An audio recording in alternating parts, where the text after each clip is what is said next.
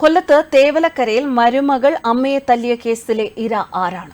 സംശയമില്ല, ആ മകൻ തന്നെ. ഗാർഹിക പീഡനം എന്നത് വൺ സൈഡഡ് പ്രോസസ് ആണോ? അല്ല, നല്ല ഒന്നാം തരം ടു വേ പ്രോസസ് തന്നെയാണ്. ഇര എന്നത് പെണ്ണിനു മാത്രം നൽകിയിട്ടുള്ള പ്രിവിലേജ് അല്ല. പക്ഷേ നമ്മുടെ പൊതുസമൂഹം അത് അങ്ങനെയാക്കി തീർത്തു.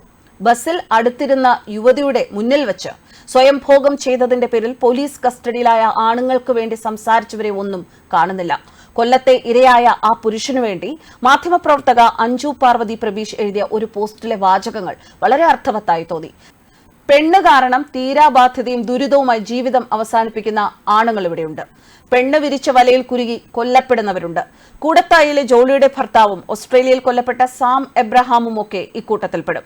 സ്ത്രീ സുരക്ഷ എന്ന പഴുതുകളിലൂടെ രക്ഷപ്പെടാൻ സാധിക്കുന്ന സ്ത്രീ ക്രിമിനലിസത്തിന്റെ ഇരകളായി ജീവിതം വഴിമുട്ടിപ്പോയ എത്രയോ ആണുങ്ങളുണ്ട്.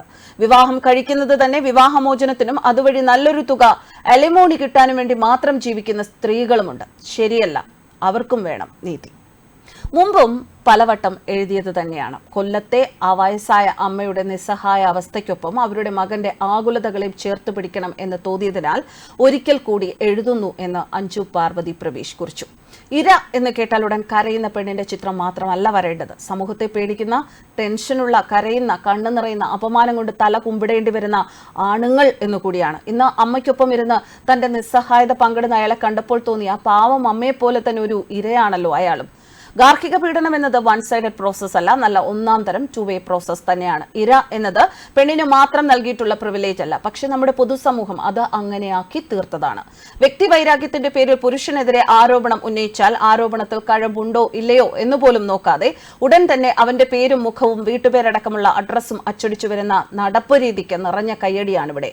അവനെതിരെ ഒളിയിടങ്ങളിൽ ഇരുന്ന് അമ്പെയ്യുന്ന പെണ്ണിന് സൊസൈറ്റി കൽപ്പിച്ചു നൽകിയിരിക്കുന്ന ഇര എന്ന പ്രിവിലേജാണ് ഇതിന് കാരണം. ഇതിന് മാറ്റം േണ്ടത് തന്നെയാണ്. ഒരുപക്ഷെ കൊല്ലത്തെ ആ ഭർത്താവ് ഈ നടപ്പ് രീതി കണ്ട് ഭയന്നിട്ടാവാം ഇത്രയും നാൾ നിശബ്ദനായി ഇരുന്നിട്ടുണ്ടാവുക. പലപ്പോഴും നാം കാണുന്ന, കേൾക്കുന്ന പല പീഡന കഥകളും പിന്നീട് ഫാബ്രിക്കേറ്റഡ് അല്ലെങ്കിൽ കുക്ക്ഡ് അപ്പ് സ്റ്റോറികളാണ് എന്ന് തെളിയുമ്പോൾ, ആരോപണ വിധേയനായ പുരുഷൻ നിരപരാധി എന്ന് തെളിയുമ്പോൾ പെണ്ണിനൊന്നും സംഭവിക്കുന്നില്ല. അത്തരം അവസ്ഥകളിൽ അവന്റെ ഭാഗം കേൾക്കാൻ ആരുമില്ലാതെ പോവുകയും സമൂഹം മൊത്തം കുറ്റവാളിയാക്കി ചിത്രീകരിക്കുകയും ചെയ്യുമ്പോൾ അവന് കൈമോശം വരിക അവന്റെ ജീവിതം തന്നെയായിരിക്കും. അത്തരം ട്രോമ ജീവിതകാലം മുഴുവൻ അവനെ വേട്ടയാടുന്നു. ചിലർ ആ ട്രോമയുടെ ആഘാതം കൊണ്ട് ജീവിതം മതിയാക്കി റിട്ടേൺ ടിക്കറ്റ് എടുക്കുന്നു. എപ്പോഴും ദുർബലതയുടെ വശമായ സ്ത്രീയുടെ ഭാഗം മാത്രം ചിന്തിക്കുന്നത് കൊണ്ടാകാം പുരുഷ പീഡനങ്ങൾ പലപ്പോഴും നമ്മുടെ ശ്രദ്ധയിൽപ്പെടാതെ പോകുകയും തമസ്കരിക്കപ്പെടുകയും ചെയ്യുന്നത് എന്ന് പാർവതി കുറിക്കുന്നു.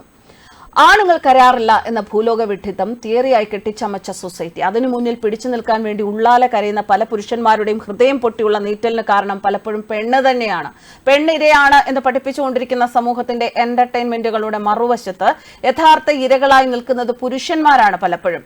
ആ വരച്ച വര വിട്ടൊന്നു മാറി നടക്കുന്ന ആണുങ്ങൾ ഇവിടെ വളരെ വിരളമാവുന്നതിന് കാരണം ഇവിടെ നിലനിന്നു പോരുന്ന സോഷ്യൽ ഓഡിറ്റിങ്ങും ജഡ്ജ്മെന്റുകളും സ്ത്രീകൾക്ക് അനുകൂലം മാത്രമാകുന്നതിലാണ്. അവൾ ആക്രമണം നേരിടാൻ ഇടയുണ്ട് എന്നത് നമ്മുടെ മനസ്സിലുള്ളതുകൊണ്ട് അവളെയും അവളുടെ ആരോപണത്തെയും അപ്പാടെ വിഴുങ്ങും. അതിനെ മാത്രം ശ്രദ്ധിക്കും. എന്നാൽ അതുപോലെ വൾണറബിൾ ആണ് പുരുഷന്മാരും എന്നത് ശ്രദ്ധിക്കുകയില്ല.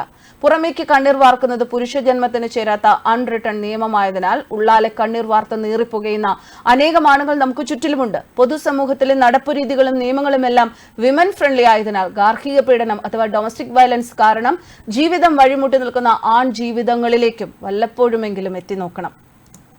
വീഡിയോ പിടിക്കുമ്പോൾ അത് ആരായിരുന്നാലും, മകനോ മകന്റെ സുഹൃത്തോ ആരുമാവട്ടെ, അയാളുടെ മുന്നിൽ തുണി പൊക്കി കാണിക്കാൻ തക്ക ഉളുപ്പില്ലാത്തൊരു സ്ത്രീക്ക് ഒപ്പമുള്ള ഒരാളുടെ ജീവിതം നരകതുല്യം തന്നെയാണ്.